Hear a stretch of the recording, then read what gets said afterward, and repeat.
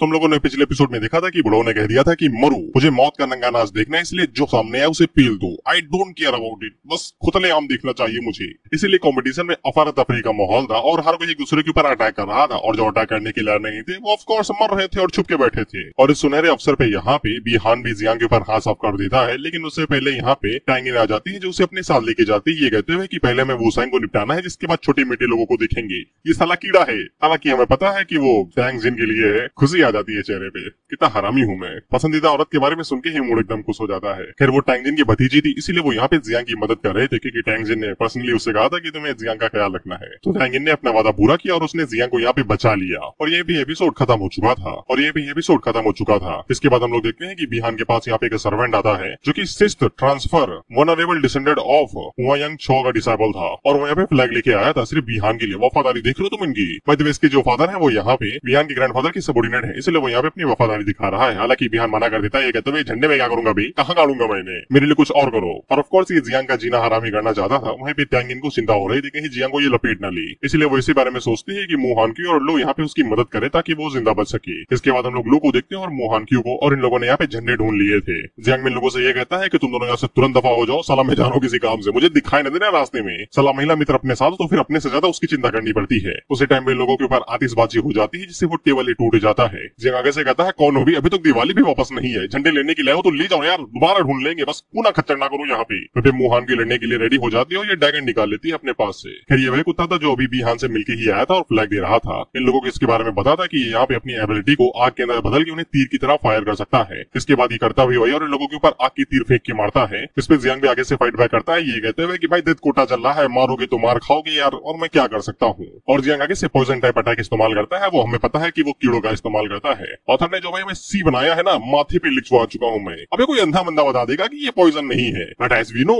आंखें बंद करके देखो इसे। खैर जियांग ने जो पॉइजन अटैक किया था इससे मर गया ये, छोड़ो। फिर जैसे ये धमाका होता है तो वहाँ के आसपास लोग भागते हुए कहते हैं कि साला कहीं भी जाए कोई ना कोई हमारे मुंडे के अंदर घुसा ही रहता है, कहाँ जाए हम। फिर हम लोग बुढ़ो और गुआंग को देखते हैं जो कि कैमरा से ये सब कुछ देख रहे थे, और इन लोगों ने भी भाई यहाँ पे इंडियन जुडिशरी की तरह आंखों पे काला कपड़ा बांध रखा है। इन्हें भी नहीं दिखाई दे रहा कि वो साला इन कीड़ों का इस्तेमाल कर रहा है पॉइजन की जगह पे। इन्हें ऐसा ही लगता है कि ये हिडन पॉइजन टाइप प्रोफेशन है। फिर बुढ़ो यहाँ पे गुआंग से कहता है कि जाओ और जाके कुछ स्पेस टाइप ग्रेड मास्टर्स को यहाँ पे लेके आओ, ताकि इमरजेंसी के जरिए हम लोग कुछ को यहाँ पे टेलीपोर्ट कर सके, नहीं तो ये साले एक दूसरे को मारते ही रहेंगे। इस पे गुआंग भी भागते हुए कहता है कि जल्दी से लेके आता हूँ, क्या पता है बुढ़ो का मन बदल जाए, अगर ऐसे ही चलता रहा तो फिर कई सारे लोग अपनी जान से हाथ धो बैठेंगे। लेकिन उसी टाइम पे बुढ़ो गुआंग को दोबारा रोक लेते हैं, तो उसे लगता है कि ये दोबारा अपना मन बदल लेगा। साला बुढ़ापे में यही होता है, कभी भी मन बदल जाता है। और आपस में खून खराबा कम नहीं था तो फिर बुढ़ो आगे से कहते हैं कि फ्लैग के पास थर्ड रैंक टॉप टायर बीस्टों को छोड़ दो, जब भी कोई झंडा लेने के लिए जाएगा तो वो आपस में ही मर जाएंगे। बाय द वे ये मुंह बढ़िया था, क्योंकि अगर आसपास बीस्ट रहेंगे झंडे के पास में तो फिर जो पावरफुल जीनियसेस है वो यहाँ पे नॉर्मल को नहीं मारेंगे। इसके बाद हम लोग दोबारा गैंग बैंग को देखते हैं, जहाँ पे इन तीनों ने वो जैंग को दोबारा घेर लिया था। फिर वो जैंग इन लोगों से साफ कह देता है कि 3 बार बोल चुका हूँ कि मेरे पीछे ना आओ, नहीं मार सकते तुम मुझे। अगर मेरी मुंडी सटा के मैं तो तुम तीनों के सर आपस में लड़ा दूंगा और तीनों के सर पे गुल्लू निकल आएगा, फिर तीनों तुम अपने अपने बाप की औलाद कहलाओगे।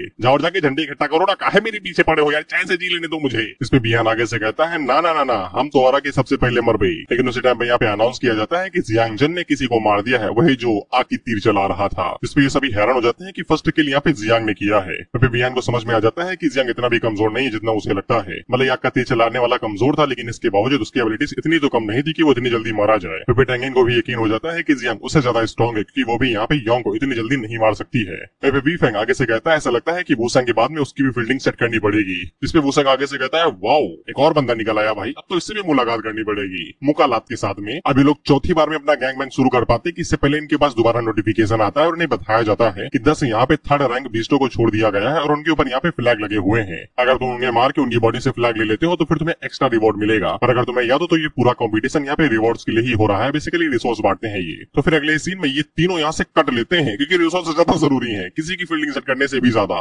वुसांग आगे से कहता है कि ये बुढ़ो साला मुझे चैन से लड़ने भी नहीं देगा। वह पे जो रिवॉर्ड यहाँ पे मॉन्स्टर को मारने के बदले में दिए जा रहे थे वो काफी ज्यादा अच्छे थे, इसलिए जियांग भी 1-2 मॉन्स्टर मार के यहाँ पे रिवॉर्ड लेना चाहता था। अब इनकी किस्मत काफी ज्यादा अच्छी थी, तो फिर उसी टाइम पे एक मॉन्स्टर भी इनके पास आ जाता है, और प्लस में वो पहले से ही पॉइजन था और बेचारा नशे में था, इसलिए झूम रहा था झूम बराबर बराबर झुम बराबर कहते हुए। ऑफकोर्स जब मुंह में ही लड्डू रखा हो तो फिर चबाएगा कौन नहीं, इसीलिए जियांग भी अटैक करने के लिए आगे बढ़ता है, लेकिन उससे पहले ही कोई उस मॉन्स्टर के ऊपर अटैक करता है और किल चुरा लेता है। ये अटैक करने वाला बिहान था और बिहान ने इस मॉन्स्टर को पहले ही पैरालाइज कर दिया था और वो जियांग से कहता है कि यार मेरे भाई को भी मारते हो, मेरे चेले को भी मारते हो और साला मेरा ड्रैगन भी मारते हो, ये तो गलत बात है ना, ट्रिपल किल थोड़ी ना दूंगा मैं। इस पे जियांग आगे से हमला करते हुए कहता है जा यार, लेकिन बिहान का जो विंड शॉट स्लैश था वो इतना ज्यादा पावरफुल था कि वो यहाँ पे जियांग के पॉइजन को भी काट देता है और वो जियांग से कहता है मुझे पता था कि यहाँ पे पॉइजन टाइप से निपटना काफी ज्यादा टफ होता है, लेकिन मेरी शॉट के सामने कुछ भी नहीं टिक पाता। लेकिन जियांग भाई वो आगे से पॉइजन मिस्ट का इस्तेमाल करते हुए यहाँ पे पॉइजन मिस्ट ड्रैगन बना लेता है, जिससे वो बिहान के ऊपर हमला करने की कोशिश करता है। तो बिहान भी आगे से अपनी सॉर्ड एनर्जी को इकट्ठा करता है और आगे से फॉरबिडन टेक्निक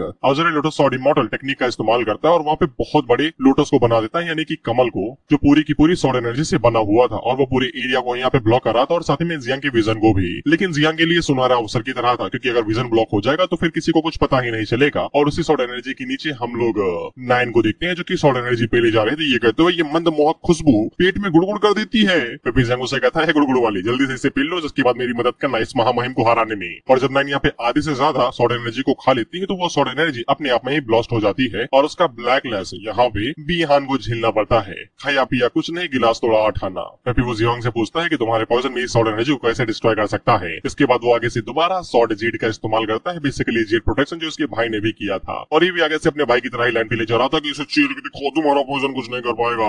जियांग भी अपनी मन के अंदर सोचता है कि ये सौ फैमिली वाले मरने से पहले नौटंकी करते हैं क्या हर बार इसी तरीके से, या फिर जेड प्रोटेक्शन इस्तेमाल करने पे इनके दिमाग में लोचा पोचा हो जाता है। खैर जो भी हो, वो लू से पूछता है कि तुम्हारे यहाँ पे अर्थ इटर्नल सील्ड इस पूरे एरिया को कवर कर सकती है। इस पे लू आगे से कहती है वो ट्राई करती है, जिसके बाद वो यहाँ पे अर्थ इटर्नल सील्ड का इस्तेमाल करती है तो वो आधे से ज्यादा एरिया को कवर कर लेती है और साथ में ये बाकी लोगों का विजन भी ब्लॉक कर लेगी, यानी कि कैमरा नहीं देख पाएगा कि यहाँ पे क्या होने वाला है। बिहान उससे पूछता है कि क्या करने का इरादा है, गैंग मैंग तो नहीं करोगा ना मेरे साथ। इस पे जियांग आगे से कहता है don't worry, I already have female version of Snorlax जो कुछ भी खाता है, पोकेमॉन वाला स्नोरलैक्स, माय एनिमल स्पिरिट, खाओ पियो बस पड़े रहो। और वो बिहान से कहता है मैं तुम्हें बताता हूँ कि तुहार भाई कैसे मारेंगा। जिस पे बिहान आगे से बम फोड़ते हुए बताता है तुम्हें लगता है कि मेरा जेड प्रोटेक्शन उसके वाले का है, मेरा उससे ज्यादा लेवल का है। जिस पे जियांग भी आगे से यही लाइन फेल देता है कि तुम मेरे पहले वाले वर्जन को देखा है, ये मेरा एडवांस वर्जन है। जिसके बाद लिटिल नाइन आगे से अटैक करने के लिए आगे बढ़ती है और जियांग उससे कहता है इसके टुकड़े टुकड़े कर दो और बच्चों में बांट देना। जिसपे नाइन आगे से हमला करने के लिए आगे बढ़ती है और मुझे नहीं पता कि ये लोग अभी तक इसे ह्यूमन फॉर्म में देख सकते हैं या नहीं। बोला ना ऑथर ने हमारे माथे पे सीच पुआ दिया है। खैर नाइन आगे से तेजी के साथ आगे बढ़ती है और वो जेड प्रोटेक्शन के ऊपर अलग अलग एंगल से हिट मारते हुए उसे कमजोर करने लगती है। फिर इस वाले जेड पेंडेंट की ड्यूरेबिलिटी पिछले वाले से ज्यादा बेहतरीन थी और उसी टाइम पे उस बीस्ट को भी गुस्सा आ जाता है और वो भी जाग उठ के यहाँ बिहान के ऊपर हमला करने के लिए आगे बढ़ने लगता है। इसीलिए जियांग के पास यहाँ पे कोई भी चॉइस नहीं बचती, उसे यहाँ पे अपनी फुल पावर का ही इस्तेमाल करना पड़ता है। जिसके बाद वो यहाँ पे दोबारा पॉइजन मिस्ट ड्रैगन को बनाता है ताकि वो यहाँ पे नाइन को थोड़ा सा और टाइम दे दे उसके जेड पेंडेंट को तोड़ने के लिए। फिर ये बीस्ट तो यहाँ पे खाना ही बनने वाला था छोटे बच्चों के लिए। फिर हम लोग नाइन को देखते हैं जो कि लगातार जेड पेंडेंट के ऊपर अटैक करते ही रहती है और वहीं पे बिहान के पास कोई तरीका ही नहीं था अटैक करने के लिए, क्योंकि उसकी सॉर्ड एनर्जी पूरी तरीके से खत्म हो चुकी थी।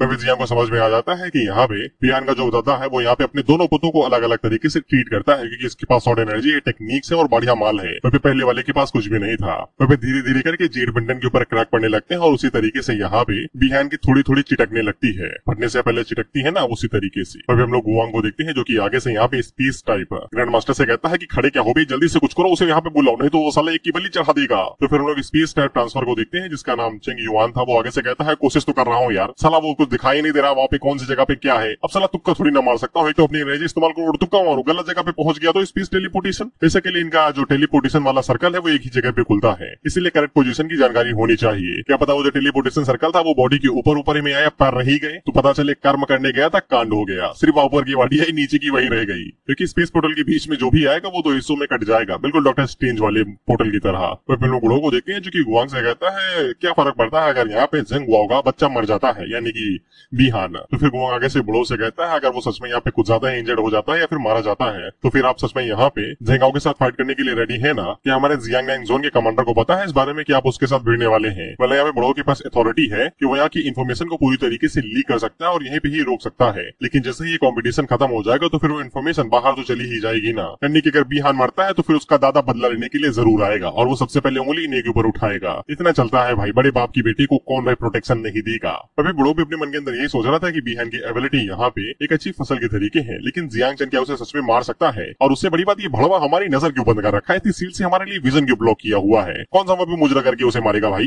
इधर हम लोग जियांग को देखते हैं जिसने उस बीस्ट को मार दिया था, अब खाना खजाना चालू था। तो इसी तरफ नाइन ने यहाँ पे जेड पेंडेंट को आधे से ज्यादा पूरी तरीके से डिस्ट्रॉय कर दिया था, बस सिर्फ 20% ही बचा था। फिर जियांग को जब लग ही रहा था कि वो बिहान का किस्सा खत्म ही कर देगा, तो फिर उसी टाइम पे बुढ़ो टेलीपैथी के जरिए जियांग से कहते हैं कि जल्दी वहां से भाग जाओ, क्योंकि स्पेस टाइप ग्रैंड मास्टर वहां पे बिहान को बचाने के लिए आ रहा है। बेसिकली बुढ़ो को अंदाजा लग चुका था कि जियांग कुछ ऐसा इस्तेमाल कर रहा है जो वो सबको नहीं दिखाना चाहता, इसलिए उसने यहाँ पे विजन को ब्लॉक किया था। जियांग को सब कुछ समझ में आ जाता है कि उसे यहाँ पे बोरिया बिस्तर बांधना पड़ेगा, नहीं तो उसका भांडा फूट जाएगा। इसलिए वो जल्दी से नाइन को अपने पास बुलाता है और उसे यहाँ पे बिहान की बिल्कुल भी चिंता नहीं थी। दरअसल वो यहाँ पे अपने इंसेट को भेज के सेल्फ डिस्ट्रक्ट का इस्तेमाल करके बिहान को मार सकता है बिना किसी दिक्कत के। इसके बाद हम लोग देखते हैं कि बिहान के पास में 2-3 कीड़े जाते हैं और वो आगे से सेल्फ डिस्ट्रक्ट का इस्तेमाल करते हैं और वहाँ पे गड़ाम से एकदम धमाका होता है। वो धमाका तो एकदम भयंकर था, एकदम धुआं धुआं हो जाता है, लेकिन बिहान नहीं मरा था। तो क्योंकि space type grand master and मौके पे बिहान को बचा ले जाता है, लेकिन उसका निशाना पक्का चुक गया था क्योंकि उसका हाथ यही रह जाता है। पता नहीं बेचारा बिहान अब हिलाएगा कैसे, हाथ तो यही रह गया। खैर बिहान के साथ साथ यहाँ पे 3 झंडे और उसकी शॉट भी रह गई थी और ये तीनों एकदम कड़क माल है क्योंकि इनसे रिवॉर्ड मिल सकता है। जी आगे से कहता है बच गया साला,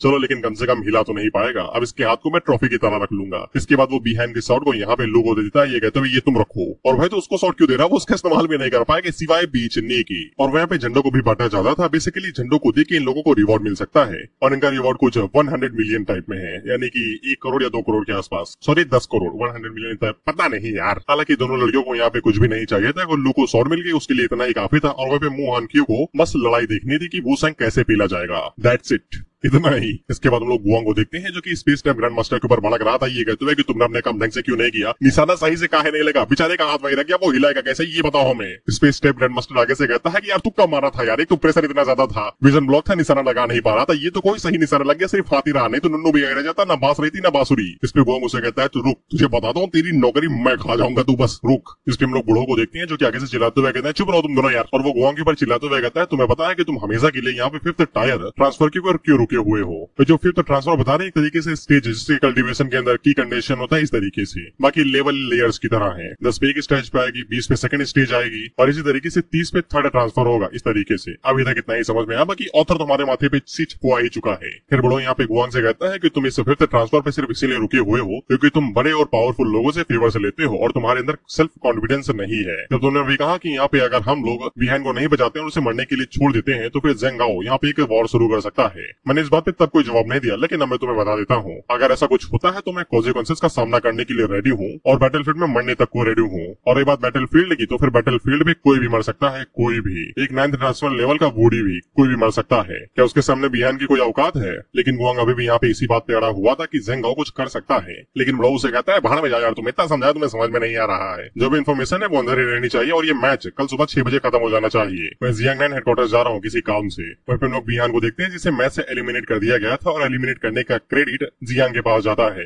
वहीं सभी लोग हैरान होते हैं कि ज़ेंग गाओ का बेटा यहाँ पे पील दिया गया, सॉरी ग्रैंडसन। इसके बाद लोग टैंगिंग और बाईफांग को देखते हैं जो कि सुअर मारने में बिजी थे और इनको भी जैसे ही पता चलता है कि जियांग ने अकेले यहाँ पे बिहान को हरा दिया है तो ये भी हैरान हो जाते हैं। और हम लोग वूसैंग को देखते हैं जो कि आगे से कहता है वाओ वेरी इंटरेस्टिंग। इसके बाद हमारी मुलाकात यहाँ पे जियांग एंड जोन के commander in chief Luann Jinghai से होती है जो कि यहाँ पे बुढ़ो से कहते हैं क्या हुआ भाई, इतनी जल्दबाजी में आ गए, कोई बढ़िया माल लिया है क्या फूकने के लिए। इस पे बुढ़ो सबसे पहले यहाँ पे फॉरबिडन बैरियर लगाते हैं ताकि बात आपस में ही रहे, जिससे डुआन को समझ में आ जाता है कि माल कुछ ज्यादा ही बढ़िया है, इसीलिए बैरियर लगा दिया गया है। और फिर बुढ़ो यहाँ पे डुआन से कहता है उसे कुछ इन्फॉर्मेशन चाहिए क्योंकि वो हिस्ट्री ज्यादा पढ़ता है और वहाँ पे डुआन से पूछता है क्या पॉइजन यहाँ पे मेंटल स्पिरिट को रोक सकता है या फिर तोड़ सकता है। इस पे डुआन आगे से बताता है कि ये थ्योरी के अंदर तो पॉसिबल है लेकिन प्रैक्टिकली करना एक बहुत ही ज्यादा मुश्किल। डुआन हमें यहाँ पे लंबा चौड़ा बताता है कि जो मेंटल स्पिरिट होती है वो सोल एसेंस और थॉट के साथ मिलकर बनाई जाती है जो बहुत ही ज्यादा स्ट्रॉन्ग होती है, इसीलिए अगर उसे पॉइजन के साथ तोड़ना है तो फिर पॉइजन बहुत ज्यादा स्ट्रॉन्ग और एकदम पावरफुल होना चाहिए और इतना पावरफुल पॉइजन होता ही नहीं है जो इतना पावरफुल हो। मतलब डुआन से पूछता है क्या तुमने कभी सुना है कि ऐसा कुछ हुआ है। इस पे डुआन आगे से बताता है कि यहाँ तक कि 4th रैंक का पॉइजन किंग भी ऐसा कुछ भी नहीं कर सकता है और डुआन को पता लग जाता है कि बुढ़ो को कंपटीशन के दौरान ही कोई पावरफुल पॉइजन टाइप जीनियस मिला है जिसने ये कारनामा कर दिखाया है। और वो बुढ़ो से पूछता है कि तुमने सही से देखा ना कहीं वो कोई पावरफुल वेपन तो नहीं था,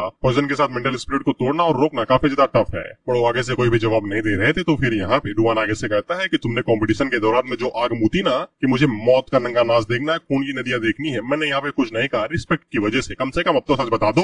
इस पे बूढ़ो आगे से एक और सवाल पूछते हैं कि ऐसा हो सकता है कि पॉइजन के पास खुद की सोचने की शक्ति हो। इस पे डुआन आगे से कहता है माल फूका है ना तुमने, गांजा और गुलाब जामुन एक साथ लपेटा है ना तुमने, तभी इतना ज्यादा बोल रहे हो तुम। और डुआन आगे से बताता है कि ऐसा नामुमकिन है सिर्फ तब तक जब तक पॉइजन सिर्फ दिखावा ना हो, यानी कि डिस्गाइसिंग, यानी कि दिखावा भेस बदलना। इस पे इन दोनों को एक चीज क्लियर होती है, वो लोग आगे से कहते हैं कि सच में ये बात है क्या। तो डुआन आगे से कहता है हाँ मैं भी यही सोच रहा हूँ। और दोनों आगे से बताते हैं ऐसा लगता है कि हम लोग यहाँ पे जीरो रे रिकॉर्ड को थोड़ा सा पास आ चुके हैं। सिर्फ 9 मियास्मा विंग्स ही एक ऐसा कैस्ट्रोफिक इंसेक्ट है जो कि यहाँ पे खुद को पॉइजन मिस्ट के अंदर बदल सकता है। 9 मियास्मा विंग्स यहाँ पे हवाइस के अंदर पैदा होते हैं, एकदम गहराई के अंदर, अंधेरे के अंदर, और यही एपोकलिप्स की वजह बनते हैं और दुनिया को डिस्ट्रॉय करते हैं। बड़ो आगे से एकदम सीरियस हो जाते हैं। 9 मियास्मा विंग्स के बारे में सुन के उन्हें ऐसा ही लगता है कि ईच एंड क्लैमिटी इन्हीं की सर पे आ गिरी है। हालांकि डुआन आगे से कहता है चिल ब्रो, फट गई क्या तुम्हारी? ऐसे कीड़े काफी टाइम पहले एक्सटिंक्ट हो चुके हैं, अब उनका इस दुनिया में होना नामुमकिन सा ही है। इस पे बुढ़ो आगे से कहता है साले ने सिंडी लगा दी, जिसके बाद वो तुरंत यहाँ से चला जाता है, ये कहते हुए सब कुछ यहाँ पे खत्म हो चुका है, मुझे जो जानना था मैं जान चुका हूँ। डुआन आगे से कहता है कम से कम उस कीड़े के बारे में बता दो जिसके बारे में तुम इन्वेस्टिगेट कर रहे थे, कहीं तुम्हें पावरफुल टेला वेला मिल गया क्या? इसके बाद बुढ़ो अपनी स्पेस के अंदर आ जाते हैं जहाँ पे वो जियांग के बारे में ही सोच रहे थे कि जियांग का डिवाइन रैंक टैलेंट इतना काफी है कि वो उसे यहाँ पे हंटिंग लिस्ट के टॉप पे ले जा सके, लेकिन इसके बावजूद उसके पास कुछ फॉरबिडन पावर्स भी हैं जो कि उसका सर धड़ से मुंडवा सकती हैं इस डाजिया रीजन के अंदर। और हमें पता चलता है कि बुढ़ो के पास जो 2 डिसाइपल थे उनमें से एक जियांग था, और जियांग ने पर्सनल रिक्वेस्ट की थी बुढ़ो से कि वो जियांग का ख्याल रखे, और अगर वो जियांग को अपना तीसरा डिसाइपल बना लेते हैं ये और भी ज्यादा बढ़िया रहेगा। बुढ़ो आगे से कहते हैं साला हरामी जियांग साली को डिसाइपल का बना लिया, उसने मेरे सर में मुतना शुरू कर दिया है, आए दिन देखो परेशानी खड़ी करते रहता है, हम ये लाद दी, साला फॉरबिडन पावर कहाँ से झेलूं मैं ये सब कुछ? खैर जो भी हो, वादा किया है तो निभाना पड़ेगा ही। इसके बाद वो आगे से एक मैसेज निकालते हैं और उसे अपनी दूसरी डिसाइपल की तरफ सेंड कर देते हैं, क्योंकि उन्हें जियांग को प्रोटेक्ट करना ही है, क्योंकि वो जबान दे चुके हैं। खैर इनकी दूसरी डिसाइपल फीमेल थी जिसका नाम होंग याओ था। मैसेज के अंदर यहाँ पे बुढ़ो ने होंग याओ से यही कहा था कि तुम्हें यहाँ पे रूइन नंबर 0 पे जाना है और वहाँ पे इन्वेस्टिगेट करना है 9 मियास्मा विंग्स को लेके, ये तुम्हारी जूनियर की सेफ्टी के लिए है, इसलिए कोई भी गलती ना करना। दरअसल वो कंफर्म करना चाहते हैं कि जियांग के पास जो फॉरबिडन पावर है कहीं वो 9 मियास्मा विंग के साथ रिलेटेड तो नहीं है, क्योंकि ऐसी फॉरबिडन पावर ज्यादातर होस्ट के ऊपर हावी हो जाती है, जिससे बहुत बड़ी क्लैमिटी आ जाती है और दुनिया का सर्वनाश कर देती है। इसके बाद वो गुआंग के पास आ जाते हैं जहाँ पे सब कुछ तो खत्म हो चुका था, अब सिर्फ एक ही बेस्ट बाकी था, जिसके बाद ही पूरा कॉम्पिटिशन यहीं पे ही खत्म हो जाएगा। वही वाईफाई और टैंग इन दोनों एक साथ काम करें उस बचे हुए बेस्ट को मारने के लिए। अभी वुसेंग ने 3 बेस्टों को अकेले उन तीनों को निपटा दिया। बड़ो यहाँ पे जियांग के बारे में पूछते हैं तो गुआंग आगे से बताता है कि उसने 2 मार दिए हैं और तीसरा हम लोग अब रिलीज करने वाले हैं, सॉरी नवा रिलीज करने वाले हैं। इसके बाद हम लोग नवे बेस्ट को देखते हैं जो कि जियांग के ग्रुप की तरफ ही आगे बढ़ा, तो जियांग आगे से बच्चों को रिलीज करता है जो कि इस बेस्ट को आगे से खाने लगते हैं। वहीं हम लोग 9 को देखते हैं ये मौज काट रही है पूरी तरीके से, खाना दबा के मिल रहा है। खैर 9 जैसे उस बेस्ट को मार के खा जाती है तो फिर उसका लेवल अप हो जाता है, वो 21 से 22 पे आ जाती है। लेकिन उसी टाइम पे उन लोगों को साइड से बहुत ज्यादा पावरफुल एनर्जी महसूस होती है, तो लोग आगे से अपनी अर्थ सील्ड का इस्तेमाल करती है उस पंच को ब्लॉक करने के लिए, लेकिन फोर्स इतनी ज्यादा थी कि उसकी सील टूट जाती है और दोनों लड़कियां पीछे हवा में जा गिरती हैं। जियांग आगे से अपनी मिस्ट का इस्तेमाल करता है उस पंच की फोर्स को ब्लॉक करने के लिए, लेकिन वो उसे ब्लॉक नहीं कर पाता है और पीछे गिर जाता है। तो फिर पॉइजन आगे से फोर्स को एब्जॉर्ब कर लेता है और धमाका वमाका नहीं होता है। वुसेंग यहाँ पे जियांग से कहता है कि तुमने मेरे पंच को ब्लॉक कर लिया और उसकी पावर को भी खा गए, कोई डाउट नहीं है सभी लोग यहाँ पे तुम्हें पॉइजन डीमन जियांग चेंज बुला रहे हैं। जियांग भी उसकी पंच की तारीफ करता है और उससे पूछता है कि विष्ट चुराने के लिए आए हो क्या? वुसेंग आगे से कहता है उसका क्या करूंगा भाई, उसे तो तुमने पहले ही जहर दे दिया है, उसके बचे हुए खोखले का मैं क्या करूंगा, चाट डालूंगा। जियांग उसे पूछता है तो फिर गुइयां छिलने के लिए आए हो क्या, बताओ ना किस काम से आए हो। इस पे वुसेंग आगे से ऑरा रिलीज करते हुए कहता है कि गलत न समझना, बस मैं तुमसे मिलना चाहता हूँ बस। बाकी इसके हाथों को देख के मुझे नहीं लगता है कि ये मुलाकात लात घुसों में नहीं बदलेगी। जियांग को भी समझ में आ जाता है कि इससे मुलाकात की जगह पे मुकालात करनी है, इसलिए वो आगे से लड़ने के लिए रेडी हो जाता है और अपने पॉइजन मिस्ट को यहाँ पे रिलीज करता है। तो वुसेंग भी आगे से अपनी पंच फोर्स को रिलीज करता है और जब वो सामने की तरफ एक पंच मारता है तो वो फोर्स इतनी ज्यादा पावरफुल थी कि वो जियांग के पॉइजन मिस्ट को यहाँ पे फैला देती है और लगातार आगे बढ़ती रहती है। और वो फोर्स जैसे यहाँ पे जियांग के साथ टकराती है तो जियांग खिसकते हुए पीछे चला जाता है। वह जियांग के आगे टांगे ढीले हो चुके थे और 9 को उसकी चिंता हो रही थी, लेकिन जियांग 9 से कहता है अगर तुम इसकी बॉडी और फ्लैश को निगल लोगी तो फिर तुम्हारा लेवल कई बार बढ़ जाएगा। लेकिन 9 यहाँ पे कुछ अनएक्सपेक्टेड कहती है, वो जियांग से कहती है कि वो वुसेंग को नहीं हरा सकती है, लेकिन वो जियांग के लिए मरने को रेडी है। वह जब जियांग पीछे मुड़ के 9 की तरफ देखता है तो वो पहली बार काफी ज्यादा घबराई हुई थी। इससे जियांग को समझ में आ जाता है कि वो यहाँ पे 9 को लड़ने नहीं दे सकता है, अब यहाँ पे सिर्फ सेल्फ डिस्ट्रक्शन ही लास्ट ऑप्शन बचा है। जियांग 9 से कहता है अगर तुम लड़ नहीं सकते हो तो फिर सोचो जाओ, मेरे पास कुछ अपने तरीके हैं। जियांग यहाँ पे 9 को मरने नहीं दे सकता, इन्हें तो सब कुछ खत्म हो जाएगा भाई, रिप्रोडक्शन कौन करेगा भाई बच्चों का, अगर वो ही खत्म हो जाएगी। फिर जियांग के आगे टाले ढीले हो चुके थे तो वुसेंग उससे कहता है थक गया क्या भाई, तुम्हें देख के तो बिल्कुल भी नहीं लगता कि तुमने 100 हैंड को हराया होगा, सॉरी बी हैंड को हराया होगा। जियांग उससे कहता है अभी पता चल जाएगा। जिसके बाद वो आगे से यहाँ पे लाइफ क्रिएशन टैलेंट का इस्तेमाल करता है और जड़ों को कंट्रोल करते हुए वुसेंग को चारों तरफ से कवर कर लेता है, लेकिन वुसेंग इससे बिल्कुल भी हैरान नहीं था। वो आगे से कहता है डिवाइन टैलेंट वाओ, और वो जियांग से कहता है कि इसी तरीके से तुमने यहाँ पे बी हैंड को हराया था ना, उसे सील्ड के अंदर फंसा के। तभी हम लोग गुआंग को देखते हैं जो कि बुढ़ो से कहता है कि साले ने दोबारा हमारे विजन को ब्लॉक कर लिया है। बुढ़ो आगे से कहता है ये मरवाएगा मुझे। पर फिर गुआंग को ऐसा लग रहा था कि जब वुसेंग और जियांग भिड़ेंगे तो सब कुछ एकदम नॉर्मल रहेगा, कोई दिक्कत नहीं है। लेकिन बुढ़ो आगे से कहते हैं जियांग को बचाओ भाई, वो मेरा ही डिसेबल होने वाला है। इस पे गुआंग आगे से कहता है कि अब आप बीच में उंगली नहीं कर रहे हैं। इस पे बुढ़ो आगे से कहता है तुम चुप रहो यार। वुसेंग यहाँ पे 46 लेवल पे, वो भी जियांग चेन सिर्फ 26 लेवल पे है, दोनों के बीच में कोई कंपैरिजन ही नहीं है। हालांकि वो बस यहाँ पे जियांग को बचाना चाहते हैं और कुछ भी नहीं। अब इसके बाद हम लोग जियांग को देखते हैं जो कि यहाँ पे अपने कीड़ों को रिलीज करता है। इस पे वुसेंग तो हैरान होता है कि ये साला यहाँ पे कीड़े भी बना सकता है क्या जड़ों के अलावा, और वो जियांग से कहता है कि अच्छा ये है तुम्हारी रियल पावर। तो फिर वूसेंग भी यहाँ पे अपनी रियल पावर को रिलीज करता है। ये कहते हुए पहाड़ों को हिला दो, समुद्र में बदल दो। इसके बाद जियांग यहाँ पे कीड़ों को कंट्रोल करते हुए वूसेंग के चारों तरफ फैलाने लगता है ताकि वो उसे सेल्फ डिस्ट्रैक्ट कर सके।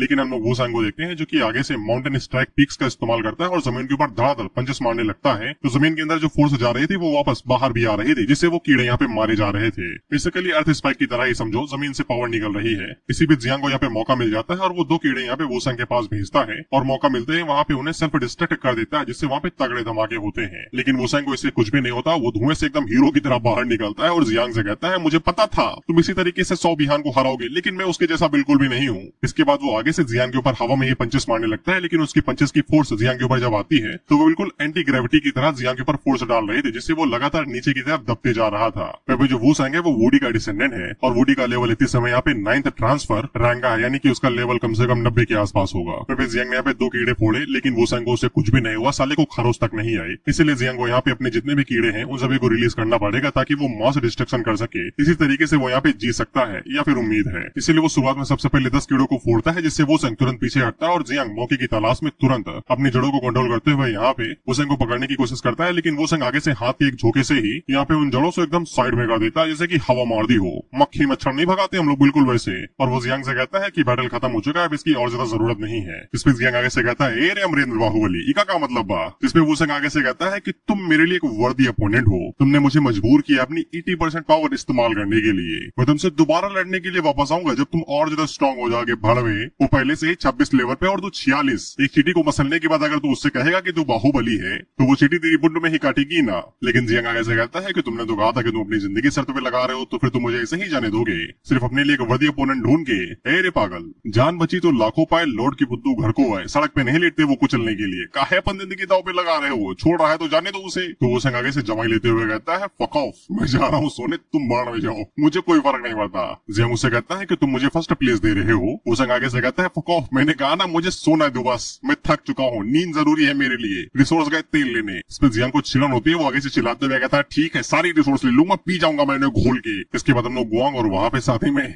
स्पेस टाइप वाले ग्रैंड मास्टर को देखते हैं, जो कि दोबारा बचाने के लिए गया था लेकिन वापस आ गया सिर्फ पॉइजन लेके। अब ये 2 दिन नशे में घूमेगा। वो भी बुढ़ो यहाँ पे वूसेंग की तारीफ कर रहे थे कि वो वुडी का डिसेंडेंट है, इसीलिए साला इतना पावरफुल है। लेकिन साला इतना ज्यादा पावरफुल होने के बावजूद दादागिरी दिखाता है, छोटे छोटे लेवल वाले बंदों को पेटला है ये। इसके बाद वो लोग जियांग के लिए यहाँ पे 10वां बेस्ट रिलीज करते हैं, तो जियांग पलक झपकते ही उसे मार गिराता भी है। इसके बाद हम लोग होंगिया को देखते हैं, जो कि वुडो की फर्स्ट डिसाइपल है, जियांग दूसरा है। सॉरी, गलत इन्फॉर्मेशन के लिए। खैर वो नंबर 0 रियून के अंदर आई थी और ये जगह एक तरीके से नाइटमेयर ही है। यहाँ पे ऐसा कोई बंदा नहीं है जिसका लेवल यहाँ पे 60 से नीचे ना हो। तो फिर सिस्टर होंगिया का लेवल है वो 7th ट्रांसफर है, यानी कि 70 के आसपास होगा इनका लेवल। और वो जियांग के लिए यहाँ पे ये सारी चीजें। इसके बाद वो अपने सामने आने वाली हर किसी ज़ॉम्बी को मारते हुए आगे बढ़ने लगती हैं और उन सभी मॉन्स्टर्स को मारते मारते वो आगे बढ़ती हैं। तो फिर उनकी मुलाकात एक स्टोन टैबलेट से होती है, जिसके अंदर से एक अजीब सा ऑरा बाहर निकल रहा था। और ये पत्थर यहाँ पे कई 100 सालों से पड़ा हुआ है, लेकिन इसके बावजूद ऑरा अभी तक निकल रहा है। दरअसल ये एक कोई नॉर्मल सा स्टोन नहीं, डेटाबेस स्टोन था। बेसिकली SSD या फिर स्टोरेज समझ लो यार। होंगे आगे से डिवाइन सेंस का इस्तेमाल करते हुए इसको एक्टिवेट करती है, तो फिर उसे यहाँ पे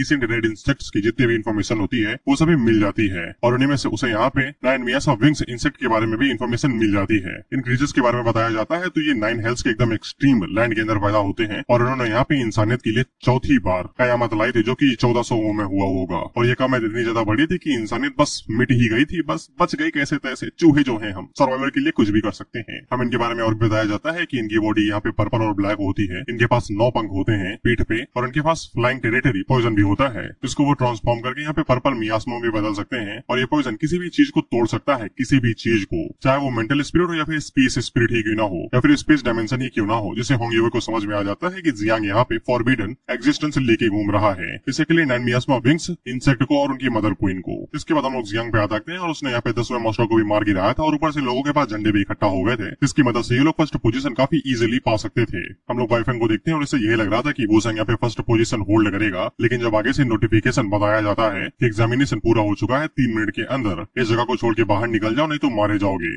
तो फिर जियांग इस मौके का फायदा उठाता है और वो अपने बच्चों को रिलीज कर देता है, ये कहते हुए अंदर की तरफ जितने भी मॉन्स्टर पड़े हुए हैं उन सभी को खा लो, ये तुम्हारे लिए ही फायदे का रहेगा। जिसके बाद हम लोग बीहान को देखते हैं और इसका हाथ सच में कट गया था। अभी मन के अंदर सोचता है कि मैं अपने दादाजी को अपनी शकल कैसे दिखाऊंगा। जिसके बाद हम लोग ब्लो को देखते हैं, जो कि उन लोगों से कहते हैं कि जो भी प्रमोट हुए हैं वो सभी मेरे साथ फॉरबिडन जोन ट्रायल के अंदर चलेंगे। वो सभी लोग फॉरबिडन जोन ट्रायल का नाम सुन के काफी ज्यादा घबरा जाते हैं, क्योंकि हुजिया के अंदर यहाँ पे टोटल 8 फॉरबिडन जोन्स हैं, जिनमें से हर एक फ्लोर पे एकदम ट्रेजर तो एकदम भरमार से भरे पड़े हैं। एकदम रिसोर्स की कमी नहीं है यार वहाँ, लेकिन समस्या खतरा है। पलक झपकते ही मौत से टक्का से सामना हो सकता है, इसलिए ये सभी लोग घबराए हुए थे। हालांकि इन्हें यकीन था कि जब तक बुढ़ो इन लोगों के साथ है तब तक इन्हें कुछ भी नहीं होगा, लेकिन समस्या ये थी कि बुढ़ो हम लोगों को कंधे पे थोड़ी ना बिठा के लेके जाएगा। तो बुढ़ो आगे से अपनी स्वॉर्ड बाहर निकालता है और हॉन्ग युए ने इसे बता दिया था कि जियांग यहाँ पे सच में फॉरबिडन 9 विंग्ड मियास्मा को लेके घूम रहा है, जो सरदर्दी की बात हुई। जिसके बाद वो आगे से अपनी स्वॉर्ड का इस्तेमाल करता है और जमीन को खटाखट गाजर मूली के तरीके काट देता है। इसके बाद वो अपनी स्वॉर्ड को ऊपर फेंकता है और उसे बड़ा कर देता है, जिससे कि कल्टीवेटर इस्तेमाल नहीं करते हैं अपनी स्वॉर्ड का इस्तेमाल उड़ने के लिए। बुढ़ो बिल्कुल वही करता है और वो इस पूरी जगह को जितना उसने काटा था उसे उठाता है और स्वॉर्ड के ऊपर लाद के उड़ते हुए आगे बढ़ने लगता है फॉरबिडन जोन के लिए। तो ये सभी लोग एकदम एक्साइटेड हो जाते हैं कि बुढ़ो ने इन्हें एकदम ड्राइव ही दे दी। ये कहते हुए कि चलो गाड़ी तेरा भाई चलाएगा।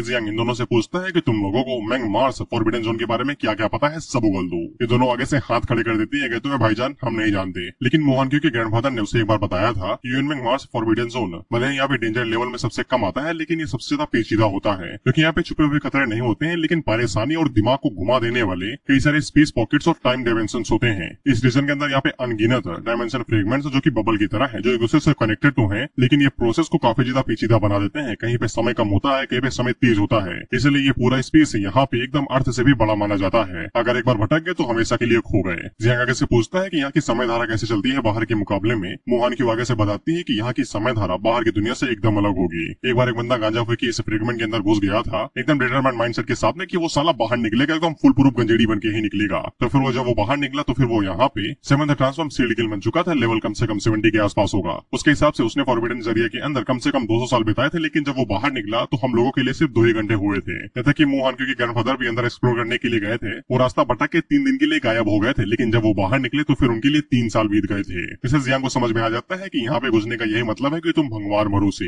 अपॉर्चुनिटीज और रिस्क कभी भी आ सकते हैं, रैंडम है ये चीजें। लेकिन लोग आगे से कहते हैं कि चिंता न करो, जब तक बुढ़ो हमारे साथ तब तक हमें कुछ भी नहीं होगा, उसे रास्ता अच्छे से पता होगा। फिर जियांग अपने मन के अंदर सोचता है कि ये जगह खतरों से भरी पड़ी है, लेकिन अगर तुम भगवान भरोसे हो तो तुम कहीं ना कहीं पहुंच ही जाओगे। और जियांग को ये भी लगता है कि बुढ़ो यहाँ पे ये सब कुछ उसके लिए कर रहा है ताकि वो यहाँ पे पावरफुल बन सके। इसके बाद हम लोग बुढ़ो को देखते हैं और उन्हें यहाँ पे डर लग रहा था। अगर हॉन्ग युए ने यहाँ पे 9 विंग मियास्मा के बारे में पता लगा लिया है तो फिर बियान का ग्रैंडफादर भी इसके बारे में बहुत जल्द ही पता लगा लेगा और वो लोग पक्का वार के इरादे से ही आएंगे। इसलिए जब तक वो लोग यहाँ पे इस डायमेंशन और फॉरबिडन जोन के अंदर है तो फिर उन लोगों के पास इतना टाइम है कि वो लोग यहाँ पे कुछ दोस्त बना सकते हैं उस वॉर से निपटने के लिए। इसके बाद हम लोग यहाँ पे कुछ फैमिली मेंबर्स को देखते हैं जो कि अपने जीनेसस और सन्स के लिए वहाँ पे आए थे, और उन्हें जैसा ही पता चलता है कि बुढ़ो ने पूरा कॉन्टिनेंट उठा के लेके चले गए हैं तो फिर इन्हें ऐसा लगता है कहीं बुढ़ो उन बच्चों के साथ रेबेलियन या फिर गद्दारी तो नहीं करना चाहता। इसके बाद जो लोग डुवान के बारे में सोचते हैं कि वो कहाँ पे है, तो फिर हम लोग डुवान को देखते हैं जो कि इन सभी फैमिली मेंबर्स की तरफ आगे बढ़ रहा था। और बुढ़ो ने मैसेज करके बता दिया था कि वो किसी काम से इन सभी बच्चों को फॉरबिडन जोन लेके जा रहा है और वो रैंकिंग सिलेक्शन डे वाले दिन वापस आ जाएंगे। तब तक फैमिली मेंबर्स और बाकी सभी चीजों की जिम्मेदारी यहाँ पे डुवान के कंधों पे है। अगर कोई रिस्पॉन्सिबिलिटी या फिर कोई कैजुअलिटी होती है तो वो उसकी जिम्मेदारी ले लेंगे। डुवान आगे से कहता है ये बुढ़ा पक्का गांजा पी के मुझे सब दे रहा है, साला मेरा सर दर्द हो रहा है इसकी जिम्मेदारियां उठाते उठाते। इसके बाद डुवान यहाँ पे जैसे ही आता है तो वो सभी फैमिली मेंबर्स यहाँ पे डुवान से कहने लगते हैं कि हमारे बच्चे कहाँ हैं, अगर उसे खुश हो गया तो फिर तुम जानते हो ना क्या होगा। डुवान आगे से कहता है बोलती बंद रखो, जिन पैरों से आओ उन्हीं पैरों से वापस लौट जाओ, इससे पहले कि मैं तुम्हारी बुद्धि लाल कर दूं। सिलेक्शन वाले दिन वो सभी वापस आ जाएंगे, तब तक कोई भी चिल्ला पिल्ली नहीं, भाग जाओ यहाँ से। और फिर डुवान अपने मन के अंदर सोचता है कि भले ही ये सब कुछ यहाँ पे उस अंदर लड़के बारे में हो जिसको तुमने ढूंढा है, लेकिन फिर भी क्या इतनी जल्दबाजी ठीक थी, फॉरबिडन जोन ही लेके चले जाओ वो भी सब बच्चों को। इसके बाद यहाँ पे डुवान को 9 विंग मियास्मा के बारे में याद आता है कि बुढ़ो ने कुछ ऐसा कहा था, तो फिर उसे भी यहाँ पे अब शक होने लगता है। और बुढ़ो ने एक मैसेज यहाँ पे जिगोंग के लिए भिजवा दिया था और वहाँ पे जिगोंग को बता देते हैं कि जियांग के पास अपने कुछ टैबू है और एकदम सीरियस मैटर है, इससे मैं उसे लेके फॉरबिडन जोन जा रहा हूँ और कुछ टाइम के बाद वापस आऊंगा। जब तक हम लोग बाहर आते तब तक तुम यहाँ पे कुछ दोस्त ढूंढने की कोशिश करो और कुछ सील्ड किंग्स को भी, क्योंकि जब हम वापस आएंगे तो फिर हमारा सामने एक बहुत बड़े बैटल से भी हो सकता है।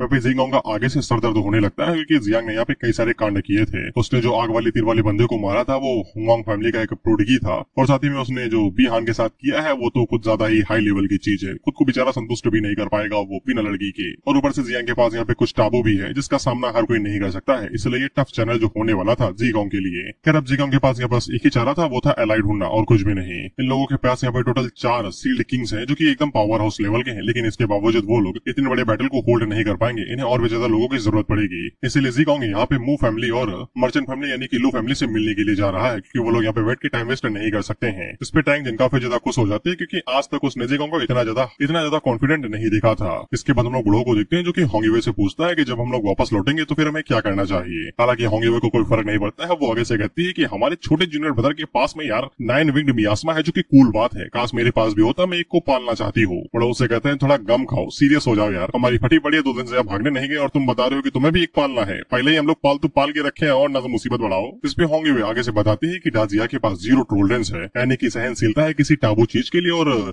9 मियास्मा विंग्ड के लिए तो बिल्कुल भी नहीं। वो लोग इस चीज को चाह के भी ठीक नहीं कर सकते, इसलिए इन लोगों को यहाँ पे डायरेक्ट जेनगाओ को मारना ही पड़ेगा अगर वो मुसीबतों से बचना चाहते हैं तो। इस पे बड़ा उससे कहते हैं थोड़ी सी तो बुद्धि लगा लो यार, साला मैंने अपनी पूरी रेपुटेशन और पूरी जिंदगी यहाँ पे लगा दी सिर्फ पागलों की फौज पालने में। दरअसल बड़ों ने यहाँ पे 3 डिसेपल बनाए हैं। सबसे पहले यहाँ पे होंगीवे है, इसको घंटा फर्क नहीं पड़ता किसी चीज से, वो एकदम राउडी है, जो मन में आता है वो करती है, दुनिया का ही तेल लेने। इसके बाद जेगोंग आता है जो कि 1 नंबर का पगलेट और एकदम जिद्दी है, जो मन में आता है ये भी वही करता है और हमेशा सर दर्द देते रहता है बड़ों को। जिसके बाद तीसरे नंबर पे आता है जियांग, ये भी 1 नंबर का जिंदी और एकदम बेवकूफ है, 0 टॉलरेंस से किसी चीज को लेके और कहीं भी माथा फोड़ देता है और कहीं की मुसीबत कहीं भी पेल देता है। तो फिर होंगीवे बड़ों से पूछती है कि आप जियांग को बचाने के लिए इतना ज्यादा कोशिश क्यों कर रहे हैं, इतना तो किसी के लिए नहीं करते आप। बड़ों आगे से बताते हैं मुझे ये बताओ, जब मैंने तुम्हें अपने डिसेपल बनाया था तो तुमने क्या पहना था, सिर्फ एक रेड आर्मर। मुझे लगा कि ये मजेदार चीज है और मैंने तुम्हें अपने डिसेपल बना लिया। जीगेंग के साथ भी यही मामला था, उसने तो बड़ों को ठरकी ही समझ लिया था। वो हर एक क्लब के सामने बाहर खड़ा रहता था कि ये बुड्ढा जहां दिखेगा वहीं पकड़ लूंगा। और जब सब फैमिली यहाँ पे जानबूझ के और एकदम फोर्सफुली टैंगजिन की शादी करने वाली थी तो फिर जीगेंग सीधा उसे रोकने के लिए चला गया था और तब यहाँ पे बड़ों ने अपनी जिंदगी दांव पे लगा दी थी सिर्फ उन दोनों की लाइफ बचाने के लिए। कहता कि वो उस टाइम पे इतने ज्यादा सीरियस थे कि वो किसी को भी 2 हिस्सों में काट सकते थे बिना किसी दिक्कत के। और यही फीलिंग जियांग के लिए भी है, ये बदलती नहीं है। अगर वो होंगीवे से मिले या फिर जीगेंग से, जब भी वो जियांग से मिलते हैं तो फिर उन्हें एकदम सेम ही फीलिंग महसूस होती है। अगर जियांग उनका डिसेपल है तो फिर वो उसे बचाने के लिए कुछ भी करेंगे।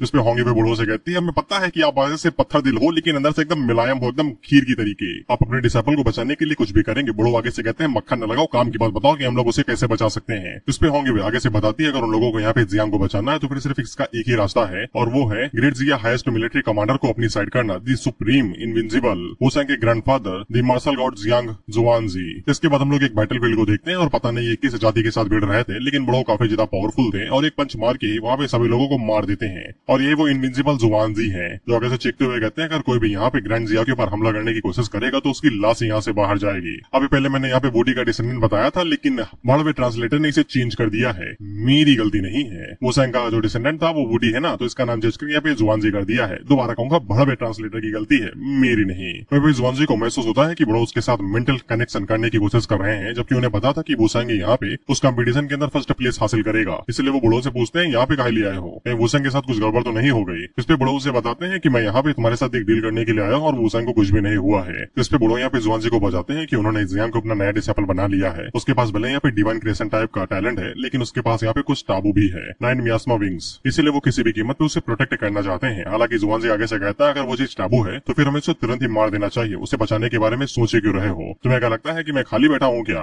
इस पे बड़ो उससे कहते हैं कि तुम सच में इरादा बना चुके हो क्या, तो जुआनजी आगे से कहता है कि शर्तें बताओ। इस पे बड़ो यहाँ पे फॉरबिडन जोन के अंदर कोई हॉल के बारे में बताते हैं, ये कहते हुए कि मैं वुसेंग को वहाँ पे लेके जा रहा हूँ और उसे कुछ कमाल का दूंगा। इसलिए जुआनजी को यहाँ पे लालच आ जाता है क्योंकि अपने बच्चों की तरक्की कौन ही नहीं देखना चाहेगा। और वैसे उस फॉरबिडन जोन के अंदर कई सारे ट्रेजर भरे पड़े हैं, अगर वुसेंग को कुछ मिल जाता है तो फिर उसी की तरक्की होगी। जुआनजी इस चीज के लिए मान जाता है, लेकिन उसकी भी एक कंडीशन है कि जियांग को यहाँ पे कंपटीशन के दौरान में फर्स्ट पोजीशन हासिल करनी पड़ेगी, लेकिन वो यहाँ पे 9 मियास्मा विंग्स का इस्तेमाल नहीं करेगा। और अगर वो यहाँ पे फर्स्ट पोजीशन हासिल नहीं कर पाता है तो फिर यहाँ पे जुआनजी उसे बैटलफील्ड में फेंक देगा, जहाँ पे अगर जियांग जिंदा रहता है तो जिंदा रहेगा, नहीं तो मारा जाएगा। बड़ों को ये चीज मंजूर नहीं थी, लेकिन उनके पास और कोई चॉइस भी नहीं थी। अगर उन्हें जियांग की जान बचानी तो फिर उन्हें इस कंडीशन के लिए हाँ कहनी ही पड़ेगी, क्योंकि जियांग को बैटलफील्ड में भेजना ज्यादा अच्छा रहेगा यहाँ पे जनरल साओ के हाथों मरने से। वहीं बियान का ग्रैंडफादर फिर जुआनजी अपने मन के अंदर सोचता है कि इस तरीके की ईस्ट एक्सटॉकिक स्पीसीज इस एरा के अंदर कभी भी एक कैलेमिटी नहीं ला पाएगी। और ऊपर से ग्रेट जिया के अंदर अभी तक यहाँ पे 3 ही डिवाइन लेवल के टैलेंट्स और जियांग चौथा है, लेकिन उसका क्रिएशन टाइप ही है जो यूजलेस एक तरीके से। अगर वो अपने यहाँ पे 9 मियास्मा विंग्स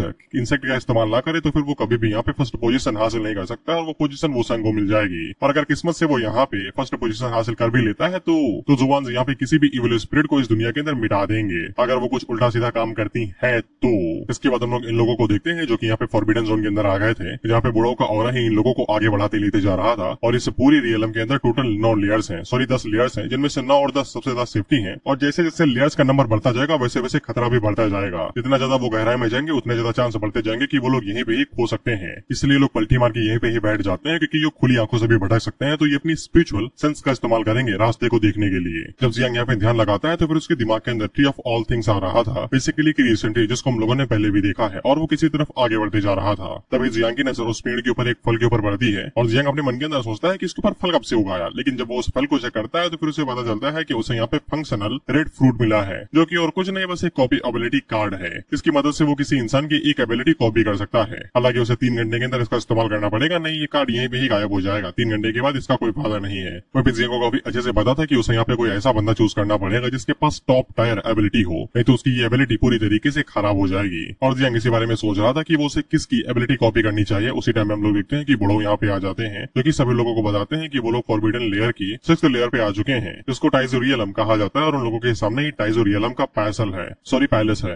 तभी जियांग की नजर यहाँ पे बुढ़ो के ऊपर पड़ती है और उसे याद आता है कि बुढ़ो उसे एक मूव सिखाने वाले थे, लेकिन उसने मना कर दिया। इसलिए जियांग अपने मन के अंदर सोचता है अगर वो यहाँ पे बुढ़ो की एबिलिटी कॉपी कर लेगा तो ये उसके लिए एक अर्लियर लेसन की तरह हो जाएगा। टाइजो पैलेस तक पहुंचने के लिए इन लोगों को यहाँ पे सीढ़ियां चढ़ के जाना पड़ेगा। अब सीढ़ियों के ऊपर प्रेशर रहता है और जो भी लोग इसे पार कर जाते हैं तो कई सारे लोग यहाँ पे पावरफुल रिवॉर्ड्स और सील्ड किंग भी बन जाते हैं। सील्ड किंग बस एक टाइटल है जो कि यहाँ पे कुछ फैमिलीज को दिया जाता है जो काफी ज्यादा पावरफुल है, जैसे कि ज़िगोंग और योंगयुए, ये दोनों यहाँ पे सील्ड किंग है, बस लेवल मुझे नहीं पता। वहीं लोगों को ये भी पता चलता है कि इस पैलेस के अंदर आज तक कोई भी नहीं गया है, किसी के अंदर इतना गुदा ही नहीं था कि वो ये सभी सीढ़ियां चढ़ के यहाँ पे हॉल के अंदर जा सके। बुढ़ो उन लोगों से कहता है कि यही उन लोगों का रिवॉर्ड है और यहीं से ही कॉम्पिटिशन खत्म हो जाएगा अभी के लिए। और बुढ़ो उन लोगों से कहता है कि खड़े क्या हो भाई, जाओ चढ़ाई शुरू करो। इस पे सभी लोग भागते हुए जाने लगते हैं और उन्हीं में से लू भी थी, लेकिन जियांग उसे रोक लेता है ये कहते हुए कि तुम रुको। इसके बाद वो पीछे का चेहरा दिखाते हुए कहता है कि ये लोग नहीं जा रहे, इसका मतलब हम भी नहीं जाएंगे। इस पे लोग यहाँ पे बैठ के मेडिटेट करने लगते हैं और ये यहाँ पे अपनी लिमिट सेट कर रहे थे कि ये कितना आगे बढ़ेंगे। बेसिकली खुद की पावर के ऊपर डिपेंड करता है कि तुम कितना चढ़ पाते हो। ज्यादा जोर दोगे तो फिर तस्वीर भी फट सकती है। फिर बूढ़े लोगों के पास आता है और वो इनसे कहता है बुरा नहीं है, आराम से बैठ के करो, कोई दिक्कत नहीं है, आराम से चढ़ाई कर देना। फिर जियांग आगे से अपने कॉपी एबिलिटी कार्ड का इस्तेमाल करता है और वो मन के अंदर बस यही दुआ करता है कि बुढ़ो ने उसे झूठ ना बोला हो, उसके पास कम से कम यहाँ पे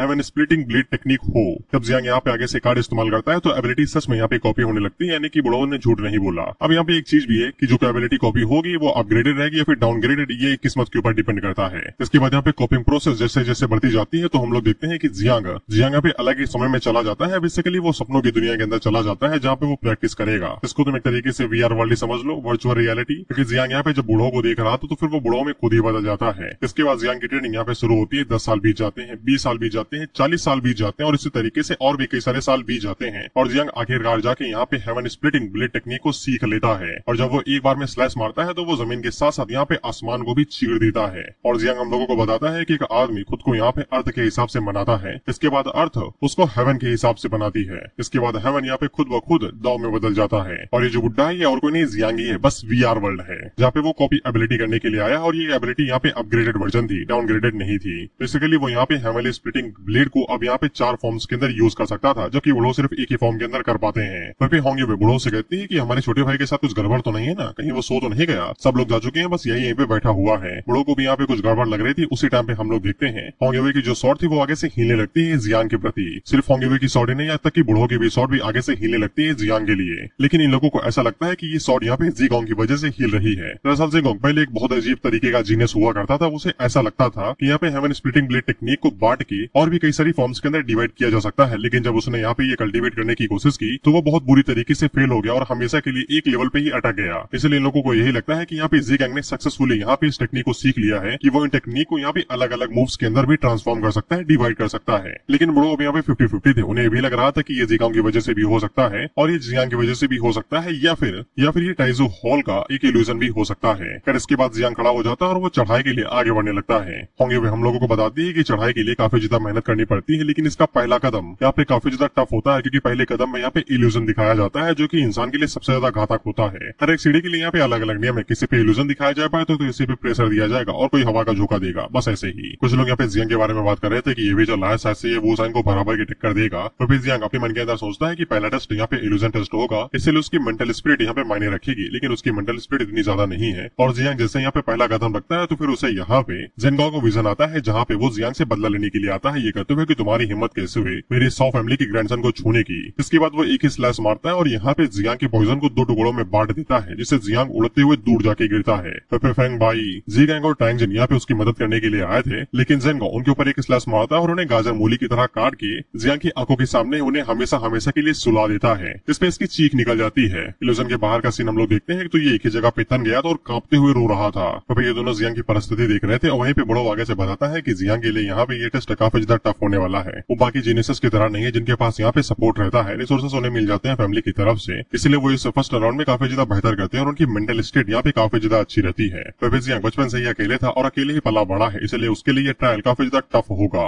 पेपे होंगवे को चिंता हो रही थी कि अगर जियांग यहाँ पे फर्स्ट पोजीशन हासिल नहीं करता है तो की शर्त की वजह से उसे यहाँ पे बैटल फील्ड में भेज दिया जाएगा, जहाँ पे वो मरेगा ये जेगा, ये उसकी स्ट्रेंथ के ऊपर डिपेंड करता है, चांसेस मरने के ज्यादा है भाई। तो भी इसके बाद हम लोग दोबारा इल्यूजन के अंदर आ जाते हैं तो इसने अपने घुटने टेक दिए थे। ये जेंगा उसे कहता है मार दो मुझे, मैं जहाँ भी जाता हूँ मौत लेके जाता हूँ, मेरी वजह से सभी लोग यहाँ पे मारे गए, ये तो कुछ ज्यादा ही मेंटली वीक है। अब ऐसे कौन हार मानता है वे, बट प्लॉट है भाई, प्लॉट है। इसीलिए अगले सीन में हम लोग देखते हैं कि यहाँ पे ऑल थिंग्स ऑफ ट्री आता है जो कि इस इल्यूजन को खत्म कर देता है। इससे जियांग इल्यूजन से बाहर आ जाता है और आगे से चिल्लाते हुए कहता है कि मैं इस इल्यूजन में कैसे फंस सकता हूँ, इतना ज्यादा कैसे घबरा सकता हूँ, क्योंकि तो मेंटली वीक है बे, इसलिए अब नौटंकी बंद कर चढ़ाई शुरू कर। और मैंने ये जो कठोर शब्दों में बोला, जियांग ये वाली चीज अपने लिए मोटिवेशनल टाइप में बोलता है और चढ़ाई शुरू कर देता है। और ये जैसे जैसे चढ़ाई करे जा रहा था तो फिर से हर एक सीढ़ी पे रिवॉर्ड मिलते जा रहे थे। रिवॉर्ड एकदम रैंडम थे, फ्रेगमेंट मिल रहा था, आइटम मिल रहे थे, इक्विपमेंट मिल रहे थे, ऐसी ही कई सारी चीजें। हालांकि जियांग इनका इस्तेमाल यहाँ पे पैसे बेच के एसेंस खरीदने के लिए करेगा ताकि वो कीड़ों को पाल सके। वह जब भी यहाँ पे इल्यूजन वाला कोई भी अटैक होता है या फिर कोई भी ट्रिगर होता है तो यहाँ पे ट्री ऑफ ऑल थिंग्स उसे ब्लॉक कर देता है। तो प्लॉट आर्मर हुआ ना।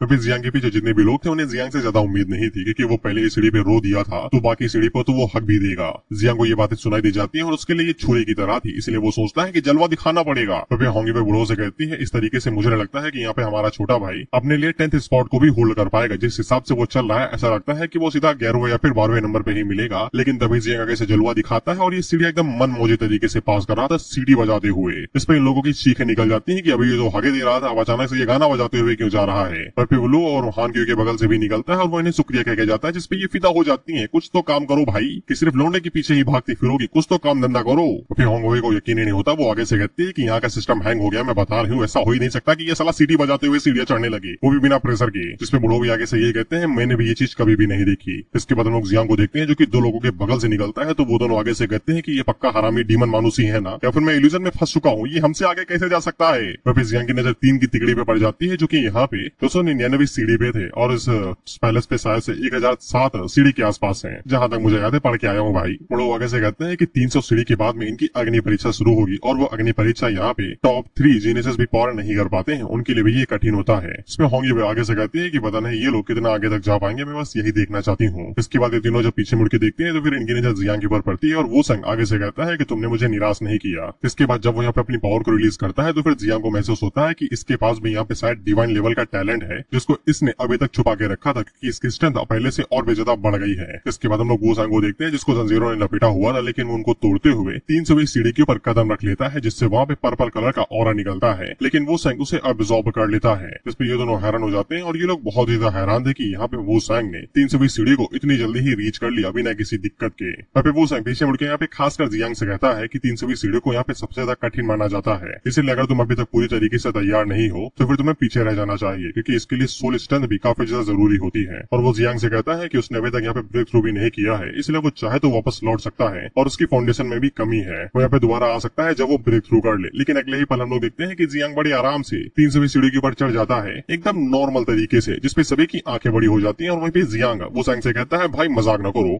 नहीं ये ईंट उठा के मुंह पे मार दूंगा, मैं इतना ज्ञान पी रहे थे साला, मैं झटके में आ गया, सांस तक नहीं ली मैंने। लेकिन वो संग का चेहरा बता रहा है कि वो कितना ज्यादा हैरान है और कितना ज्यादा गुस्से में है। वो संग ने अपनी तशरीफ की पूरी ताकत लगा दी सिर्फ सीढ़ी के ऊपर आने के लिए। वहीं पे जियांग बड़े आराम से चला आया। खैर इस सीढ़ी पे चढ़ने के बदले में जियांग को यहाँ पे ओरिजिन क्रिस्टल दिया जाता है। ये उसके कीड़ों के लिए कुछ भी काम का नहीं है, लेकिन वो यहाँ पे ये ज़िगैंग को दे सकता है, जिससे वो यहाँ पे अपनी अवेकनिंग को दोबारा रिस्टार्ट कर सकता है, क्योंकि वो काफी टाइम से एक ही लेवल पे अटका हुआ है। और वैसे भी यहाँ पे जियांग ने उसे वादा दिया था कि वो उसके लिए यहाँ पे एपिक टायर का सेट लेके आएगा, लेकिन ये क्रिस्टल से ज्यादा कीमती है। इसके बाद हम लोग यहाँ पे 9 को देखते हैं जो कि कुछ ज्यादा एक्साइटेड थी और वो जियांग से कहती है कि आगे बढ़ो, जल्दी चढ़ाई करो यार, मुझे भूख लगी, खाना खाना है। जियांग उसे पूछता है तुम्हें क्या खाना है भाई, तो 9 आगे से बताती है टाइजू हॉल का स्टील। जियांग उसे कहता है मैंने कहा था ना लोहा ना खाना, लेकिन इस बार 9 की तलब कुछ ज्यादा ही थी, इसलिए वो खुद अपनी पावर्स का इस्तेमाल करती है और जियांग को जानबूझ के एकदम घसीटते हुए ऊपर चढ़ाने लगती है। इसको देख के इन तीनों के पैरों तले जमीन खिसक जाती है। आगे से कहते हैं ये हम कहाँ दिख रहे हैं, हमारी आंखें तो अंधी नहीं हो गई, ये साला इतनी तेज भागते हुए जा रहा है, इतनी तेज हम नहीं चढ़ पाते। लेकिन वो संग का ईगो उसकी स्ट्रेंथ से ज्यादा था, उसे बिल्कुल भी मंजूर नहीं था कि जियांग इतनी तेजी आगे बढ़े, इसलिए वो यहाँ पे अपनी पावर को रिलीज करता है और अपनी ट्रू सेल्फ को रिलीज करके तेजी के साथ आगे बढ़ने लगता है और इसके हाथ आ जाते हैं। इसको देख के भाई फेंग आगे से कहता है कि साले ने यहाँ पे अपनी गॉडली बॉडी को भी अचीव कर लिया। इसके बाद इससे भी सहन नहीं होता है क्योंकि इसका भी ईगो कुछ ज्यादा ही हाई था। ये आगे से कहता है इनकी माँ का साला ये मुझे पीछे छोड़ के जा रहा है, मैं इन सभी को मार दूंगा। इसके बाद वो आगे से यहाँ पे डीमन गॉड ब्लड लाइन को एक्टिवेट करता है, स्टे इन दी हेवंस,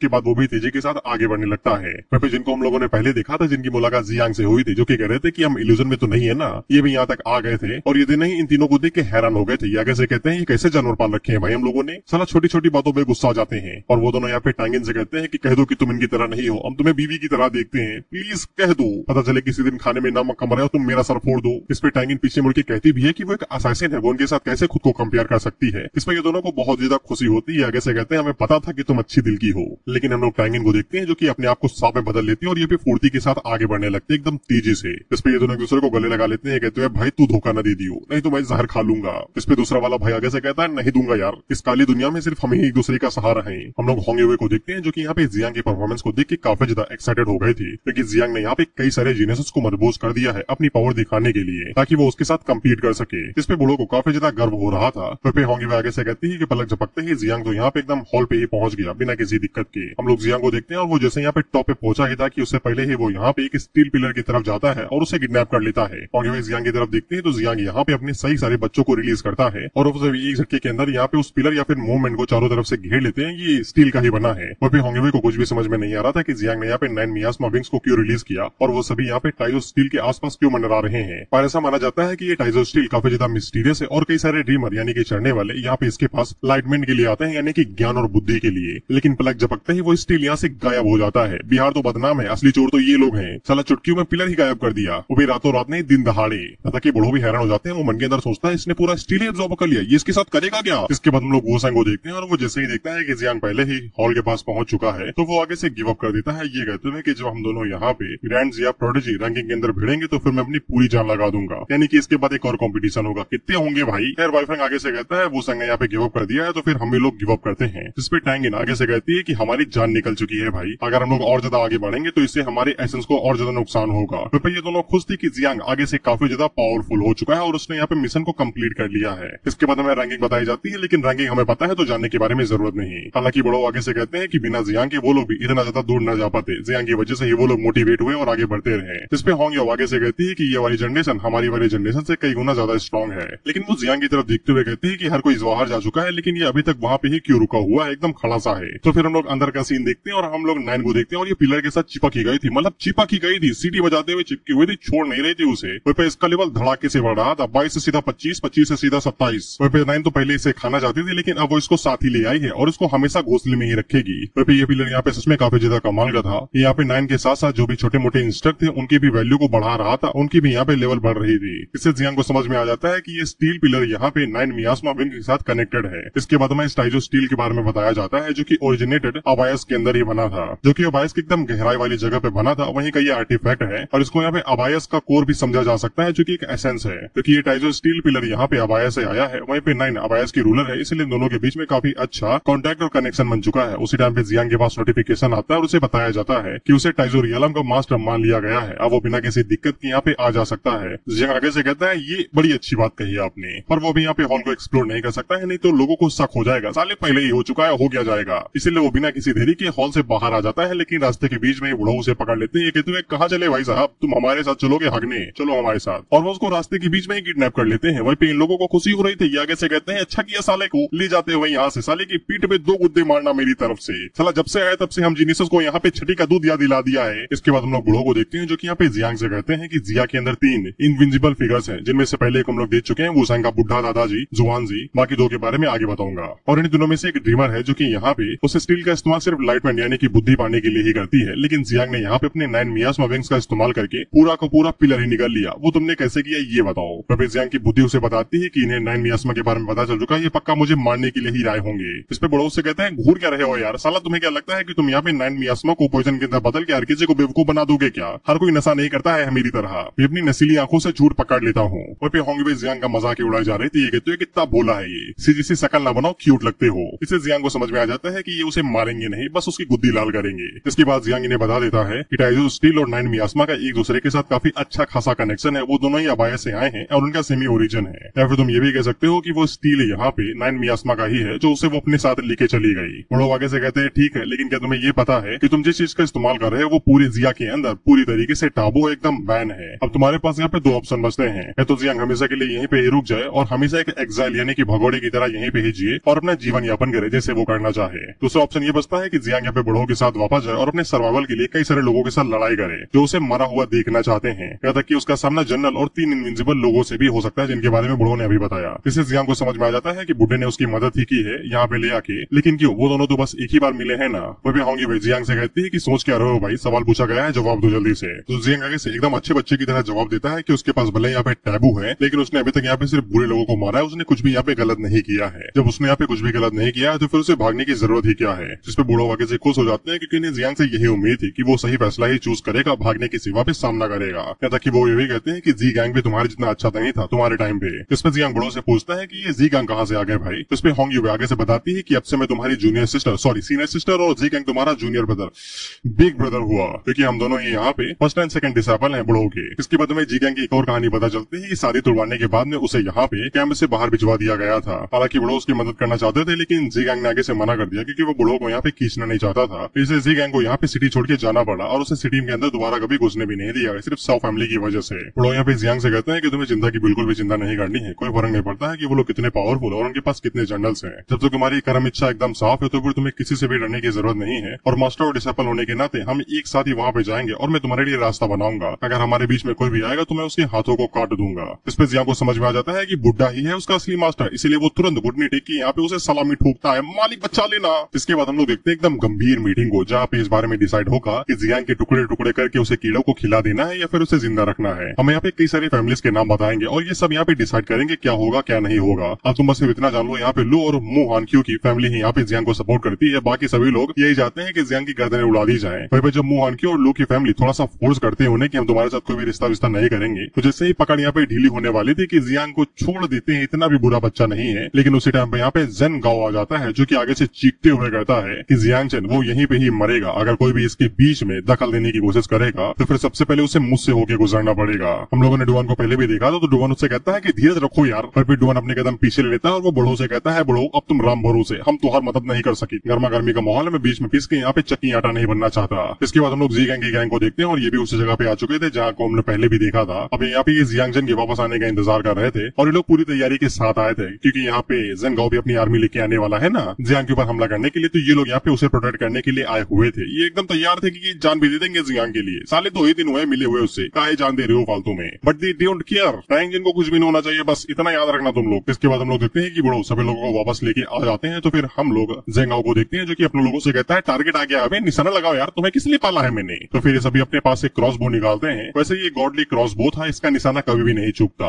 वो तो अभी बाद में ही पता चलेगा। हम लोग यहाँ पे होंगे हुए और बुढ़ो को देखते हैं और उन्हें पता था कि यहाँ पे एकदम लड़ने के लिए जंग रेडी हो रखी है, बस थोड़ी बहुत आग की जरूरत है। वह भी होंगे हुए लड़ने के लिए रेडी थी क्योंकि वो जी गैंग भी शादी वाले टाइम पे लड़ नहीं पाई थी, तो ये थोड़ा सा हिसाब किताब बराबर करना चाहती थी। बुढ़ो भी आगे से कहते हैं कि लड़ाई करते हैं ना यार, हम लोगों ने कौन सा चूड़िया पहन के रखा है। इस पे होंगे हुए उसे कहती है कि तुम्हें भी लड़ने की खुजली हो रही है ना बुढ़ो। बुढ़ो आगे से कहते हैं इज्जत से नाम लो मेरा। इसके बाद होंगे हुए जियांग की तरफ देखती है तो एकदम मंद मोहक चुपचाप खड़ा था। हमें पता चलता है ऐसा इसलिए क्योंकि यहाँ पे 9 दोबारा रिप्रोडक्शन कर रही थी और उसने इस बार यहाँ पे 5 लाख बच्चों को जन्म दिया है। ऑफ कोर्स इसमें कुछ कीड़े और भी हैं जो छोटे मोटे कीड़े हैं, वो भी तो बच्चे देंगे ना। सबको मिला के यहाँ पे 5.11 मिलियन 9 मियास्मा विंग से पैदा हुए हैं। जियांग इतनी तादाद को देख के हैरानी हो जाता है। वो आगे से कहते हैं कि साला 3rd जनरेशन के अंदर इतनी ज्यादा तो फिर 4th जनरेशन में कितने होंगे। लेकिन उसी टाइम पे होंगे यहाँ पे जियांग को उठा देते हैं, ये कहते हुए कि वो लोग पूरी फोर्स के साथ आए हैं, लेकिन चिंता न करना, हमारे साथ वो तुम्हारा बाल भी नहीं उखाड़ पाएंगे। लेकिन जियांग को उनसे डर नहीं लग रहा था। वो आगे से बताता है कि वो यहाँ पे जीगोंग और बाकी लोगों से मिलना चाहता है और उन्हें उनकी गिफ्ट देना चाहता है। होंगे उससे कहती है जाओ ना, हम लोग अब तक यहीं पे रुके हुए हैं। इसीलिए जियांग उड़ते हुए उस साइड पे जाता है और फिर तक सभी लोगों को पता चल चुका था कि जियांग के पास यहाँ पे टाबू स्किल्स हैं, टाबू फॉरबिडन जोन्स हैं। इन लोगों को ये लगता है कि जियांग ने यहाँ पे टाबू की मदद से ही बिहान को हरा पाया था और उसे मार पाया था, नहीं तो कभी भी जियांग ये कुछ भी ना कर पाता।